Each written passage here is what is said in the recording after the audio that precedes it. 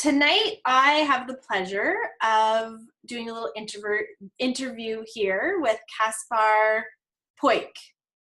I said your name right? You did. Okay. So in case you don't know who I am, my name is Braun-Kauffman, and I am the owner and founder of Repose Therapy Clinic here in Abbotsford, BC. And Caspar and I are partnering together, along with Carolyn Gosen, who's a yoga teacher, to run a workshop/retreat at the end of this month called Yoga of Eating. And I'm so excited about it. And I thought it was pretty important, though, since Caspar is coming all the way from California, that we, had a chance to chat with him. And those of you that are watching could actually get to know him a little bit.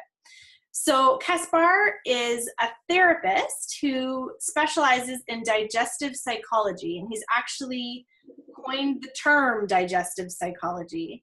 So, Caspar, do you want to tell us a little bit about yourself and about what digestive psychology is? Because I sure didn't have a clue what that was when I first met you. So why don't you share with us? Digestive psychology looks at how our psychology affects eating behavior and the effect on our autonomic nervous system. So my psychology is composed of my conscious psychology, which might mean a diet choice. I've read a book on paleo or whatever, and now I make an intellectualized decision to eat that way. Mm-hmm. The other component is emotional.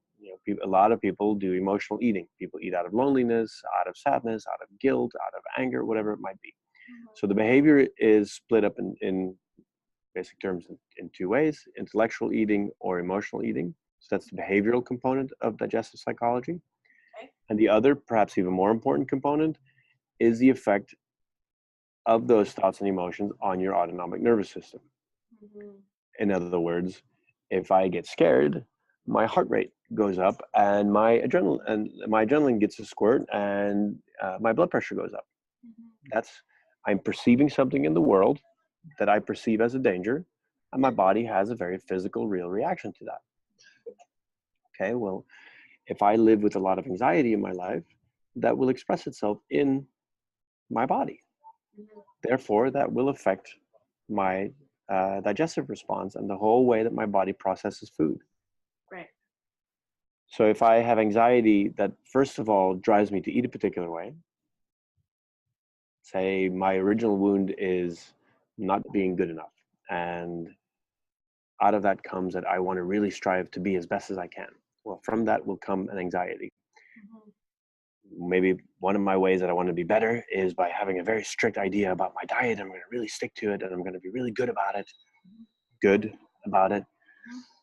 And that becomes a very anxious, hard drive. Mm-hmm. Very bad on your thyroid, very bad on your adrenal fatigue, etc. But also very bad on inflaming stomach, colon, intestinal issues. So this might lead to gluten intolerance or might aggravate gluten reactions. Mm-hmm. So these two things go together. There's the behavioral component and there's the physiological component. And so in digestive psychology, we try to parse out how can we regulate the eating behavior, and more importantly, how can we regulate the autonomic nervous system to be out of its fight-flight mode so that it can optimally process the foods that you've eaten. Maybe this graph will help. Maybe this will simplify it a little more. So if a person pays no attention to the food that they eat, they're not very mindful of the food they eat, then they have a very low level of health, right? Because you might eat really crappy food from a gas station and not a lot of variety, etc. Then you start to pay a little more attention to the food you eat. You add some vegetables, you drink a little bit more water, you have variety in your diet, and your health goes up. And then it gets to a point where people start to obsess over food, and they start to really put a lot of psychological tension and stress over how and what they're eating. And then their health declines again, because now the effects of stress override the benefits that they're getting from their food. So their overall health drops back down again. So it's always about restoring balance. which is why it's called the yoga of eating. It's about restoring balance. Okay. You know, your body is different in wintertime than it is in summertime. Your body is different when somebody just broke your heart and broke up with you versus when you're falling in love. You know, like I said before, your body is different when you're going through puberty versus when you're going through menopause. And so therefore, the idea that you can find a diet book that not only prescribes a diet that works for you for the rest of of your life, but on top of that is a diet for all 7 billion humans on the planet is nonsense. Yeah, There's no totally. such thing. Yeah. Yeah. I love the way that you describe that. I think it's so simple and accessible to understand, you know, what you're talking about. Fascinating. I'm so excited to continue to like learn more about this from you. I'm just going to move on. I have a few more questions here. I think we might have covered them all, but maybe we could try to also say a little bit more concisely who this retreat would be for. Mm-hmm. This retreat ultimately is for anybody who eats. Okay. Yeah, totally. It is. It is. So I have people that come because they are interested to learn a little bit more about how can I have a little bit more energy from the food that I eat. I'm an athlete. I want to know more about that. They might be mothers who have children who are picky eaters, and the mothers want to know how can I integrate food into my family life a little bit better. They might be people, you know, I work with corporations and we do team building. Well, there's been a great Stanford study on firemen that eat together have a higher likelihood of survival because they function more like family in situations of danger. So it's a team building component, which is very important. This workshop is for people who have food sensitivities. This workshop is for people who want to gain or lose weight. This workshop really ultimately, like I said, is for anybody who eats. Okay. Yeah, totally. So it's for everybody. It's for everybody. Eat. Yeah, exactly. Yeah. Okay. What are you hoping that participants will take away from this time that we all get to spend together? A higher level of gratitude, simplicity, health in their life. I can put it more philosophically. That's the basic answer. The philosophical answer, which is really the deeper meaning for me doing this work. A poet uses a pen, but a poet, the reason why you appreciate a poet's work is not for his penmanship. The pen is just a tool. The pen is a tool to express love for beauty, love for humanity, observing the world. And the same thing with this. Eating a meal, talking about cooking, talking about food, that's my pen.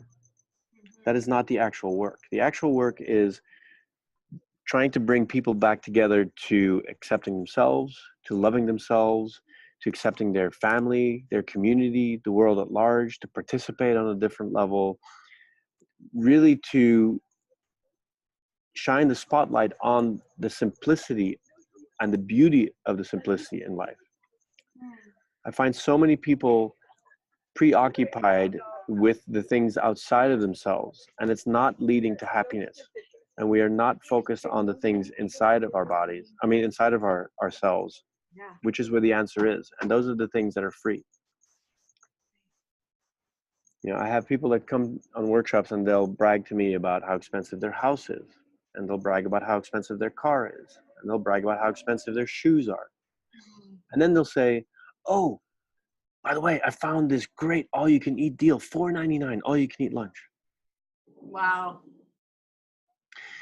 So it's a beautiful metaphor for how we now live. We put all of our time, effort, money into creating an external presentation of who we are, and we invest very little into who we actually are. And the result of that is high levels of depression, high levels of anxiety, high levels of disappointment, high levels of loneliness and isolation, That is not where the answer lies. We need to come back to appreciating the simple things in life. We need to come back to appreciating one another, which is why breaking bread, the beginning of my story, is so crucial. And you can open up a book from any religion, from any culture, from any race, from any time in history, and you will find references to breaking bread. This is a timeless thought. The fact that it's timeless and the fact that it is for all humans and been described by all humans means it's a truth. I totally agree. Yeah. Well, I think that is so beautiful. There are no other words to add to that. Well, then, how are we going to do this workshop? Then everything's been said. I guess people will have to find out.